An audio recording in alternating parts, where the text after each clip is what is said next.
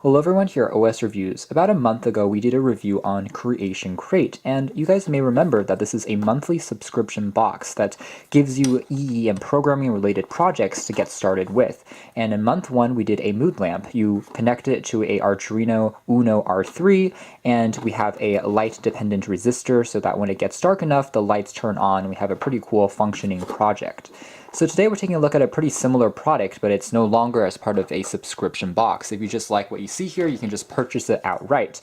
This one is a bit more complex than the mood lamp because there are more parts involved. It's a pretty cool product by itself. The car itself can be controlled using Bluetooth, so from a phone you can control it, which is nice. It also includes a remote, which you can use as well. Has some pretty nice features like line tracking, so it has cameras that can detect whether you're following a line and it's going to stay on a line drawn by a marker. It also has ultrasonic detection, so if you put objects close to it, it will try to avoid it, and that's another, again, pretty unique sensor that they built onto this robot car. So this kit retails for about $80. You can find it in the links down below on Amazon, and here's a very quick kind of sample video showing you the features of the product. But as a quick preview, this is what it's supposed to be able to do. This is the line tracking. In addition, if we skip ahead a little bit, this is the object avoidance function. So pretty neat.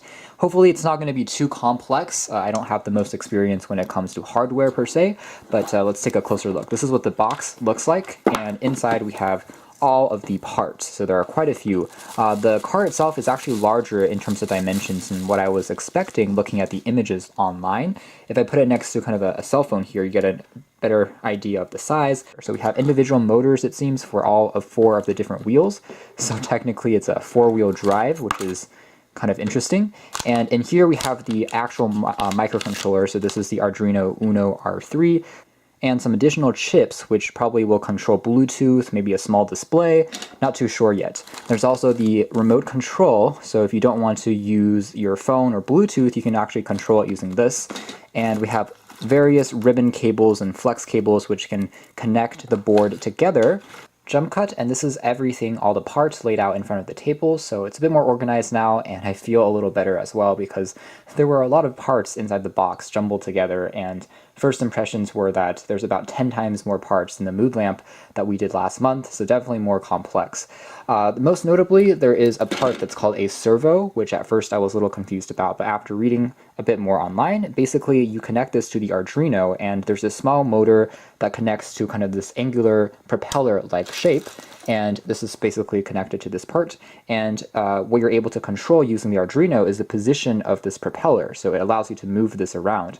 And that's because the robot car kit here actually has kind of a unique feature where the motion sensors for the head here are actually able to move. So how it detects objects is not only in front of it, but this part actually swivels back and forth. So if there's an object towards the left or towards the right, it actually detects it by moving its head and then moving back again.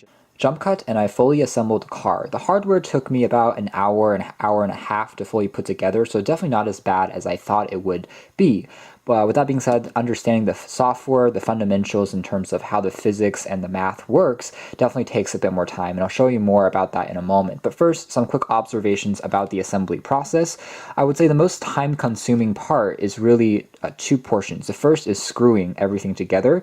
So for instance, if we look at the back here with the motors, all of these screws have to be inserted, and you have these nuts which you have to screw in. And unless you have really small fingers, it can be a little bit tricky, which is why they give you the tweezers, and you kind of have to fiddle around with it to screw everything in. And that's basically the most time-consuming part. Everything else is just plug and play, basically. You just snap it in, and it fits into this kind of pre-made breadboard, so to speak. And the next part that's time-consuming would be the servo. Actually requires a little bit of soldering, so you have to get out a soldering gun, which you don't get in the kit, and then you have to again attach it onto this board here. So all of these contact points here were soldered on. So this is a part that would probably take a little longer if you don't have any experience, because you have to make sure the soldering iron gets hot enough and then let it cool off before you complete the installation.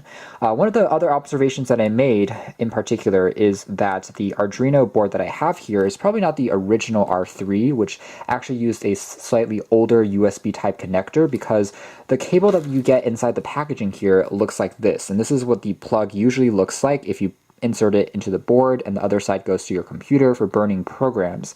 But the board that I have here actually uses a micro USB input, which is fine. I actually like it because it's a more standardized port now, but it's actually not the cable that they give you in the box, which is a little funny. So you have to use your own micro USB cable to connect the Arduino onto a computer to push the code over. You actually have different steps of code controlling different types of functions. So you start off with the basics, such as a line detection, and then you try and do obstacle detection. So after you do each of those steps, previous functions basically get erased after you push the newest one onto the board.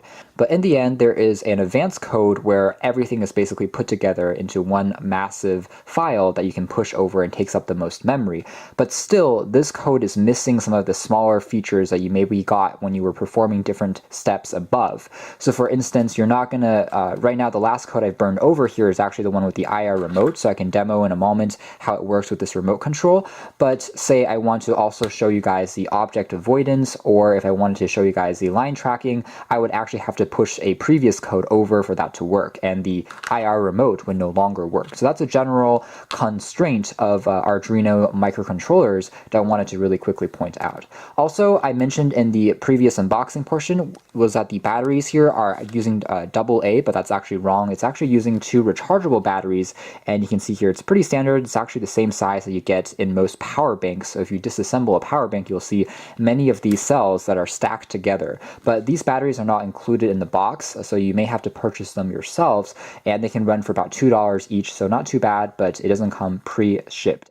So the point is, this is not a project where after completing all of the steps, you're left with something that gives you all of the features that it advertises. Instead, when you're done at the end, it basically leaves you with the ability to use either the IR remote or your phone.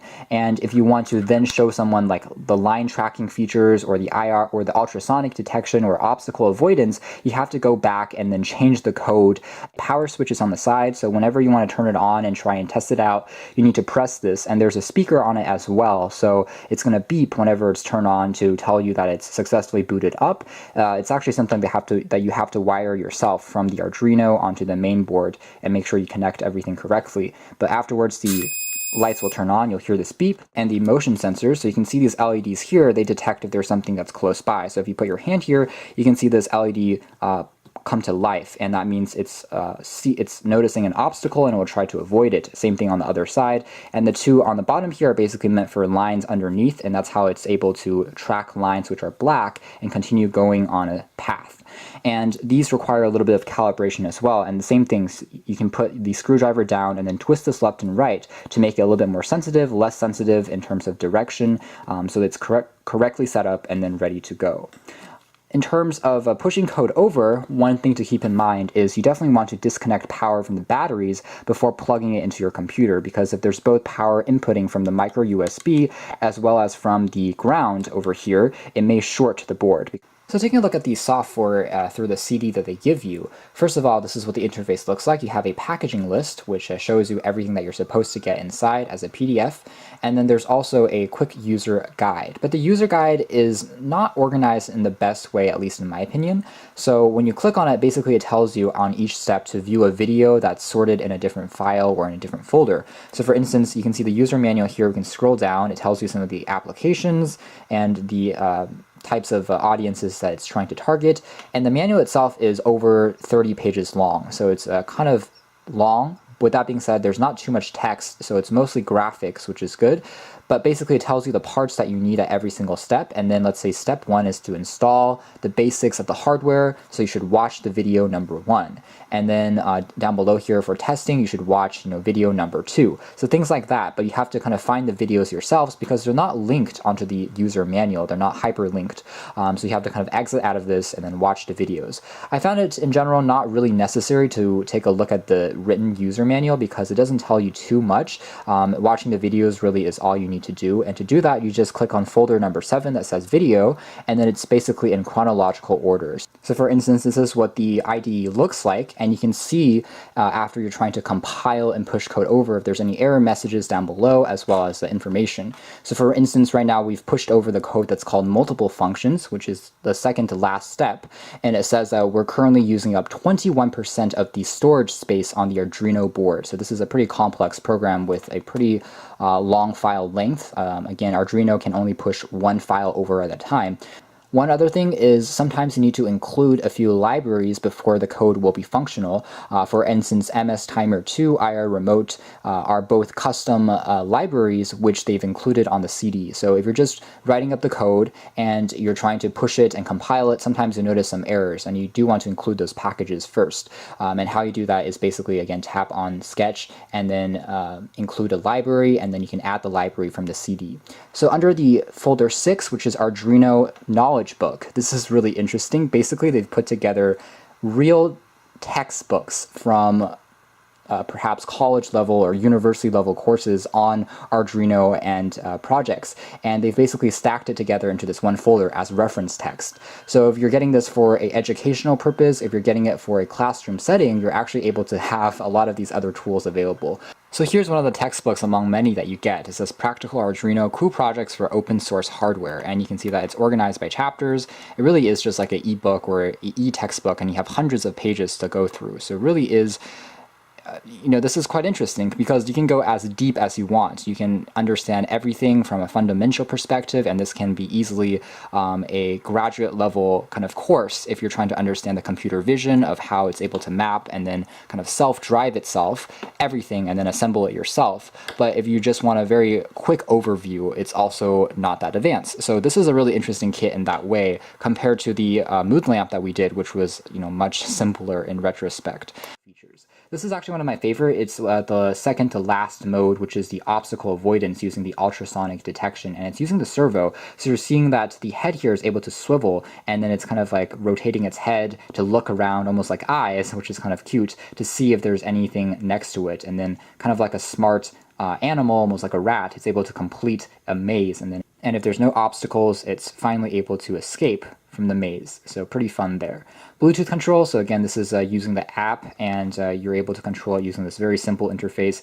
It's basically the same features that you get with the IR remote, so no real differences there, so you can just keep one or the other. One of the benefits of having 4 motors is it's pretty powerful. It's able to climb over carpet surfaces without any issues, but it does work a little faster if you put it onto a hard wood or a granite surface. So something that's flat and hard will make it move a little faster. So anyways, you can tap 2 to make it go forwards, and this is what it looks like. I can tap on 8 to make it go in reverse and go backwards, and I can tap on the 5 to basically pause it.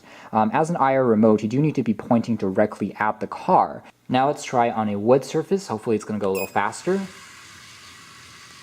Let's let it reverse, turning.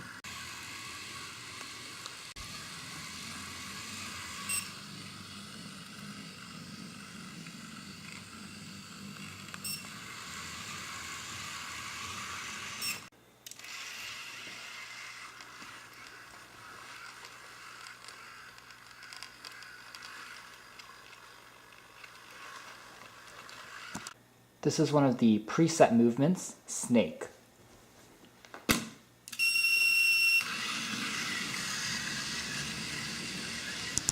Another preset pattern movement.